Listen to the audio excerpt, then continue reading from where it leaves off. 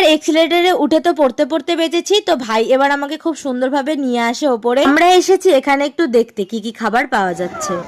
কেউ চিনে দেওয়ার নেই, আমরা এখানে লালার মতো বসে আছি।